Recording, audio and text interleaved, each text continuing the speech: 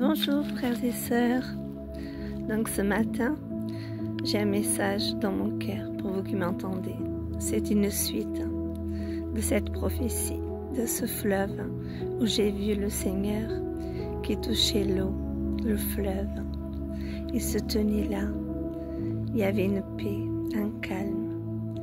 Et là, le Seigneur me dit de vous dire, c'est dans la paix et le calme qui sera votre force.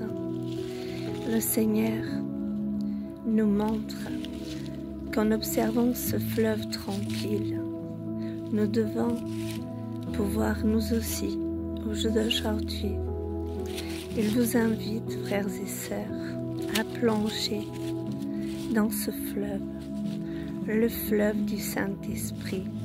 Apocalypse 22, vous pouvez apercevoir ce fleuve. Ce fleuve, il existe. Ce fleuve, mon frère, ma sœur, quand tu y plonges, que tu es rempli du Saint-Esprit, crois-moi, mon frère et ma sœur, les combats peuvent être grands ici-bas, mais quand tu plongeras dans ce fleuve, toutes ces choses que tu vis ici-bas, qui te semblent si difficiles, te sembleront bien petites face à la grandeur de ce que tu ressentiras. Aujourd'hui, plus que jamais, frères et sœurs, l'obéissance à Dieu, c'est de ne pas avoir peur, c'est de ne pas s'inquiéter, c'est de rester dans ce fleuve en sachant que Jésus, il est avec nous et qu'il attend tout simplement que nous lui faisions confiance. Il s'occupera de tout pour nous. Nous restons juste dans ce fleuve tranquille.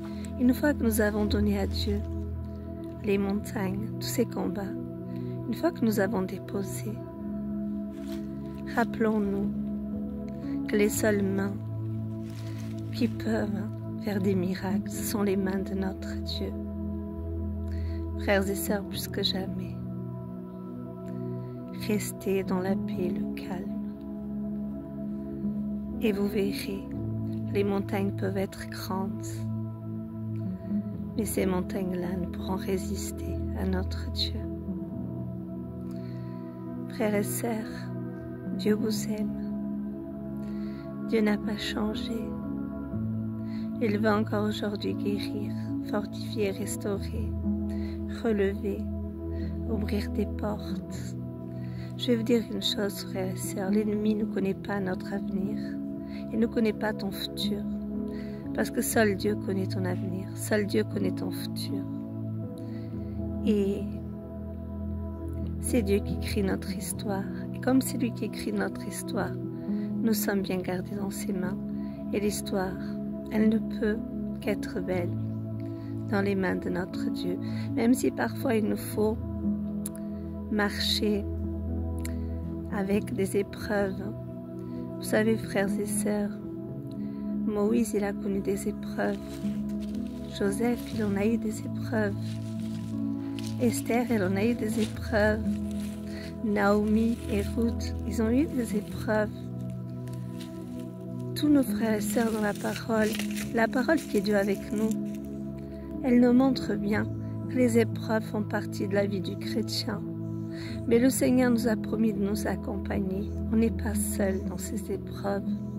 Continuons à faire confiance, même dans ce qu'on ne comprend pas, même si le chemin n'est pas facile. Dieu, il est toujours là, il n'a pas changé. Il t'aime, mon frère, il t'aime, ma sœur. Il veut te guérir encore, il veut te fortifier encore, il veut restaurer encore. Alléluia, à Dieu seul soit la gloire dans nos vies, dans nos familles, dans nos églises, dans toutes ces âmes que le Seigneur fait croiser notre chemin, que la victoire revienne à Jésus, que la victoire revienne à notre Dieu, parce que notre Seigneur est sauveur, et celui qui ouvre les portes, il est celui qui ouvre toutes les portes, aucune ne peut lui résister. Soyez bénis, frères et sœurs. Amen.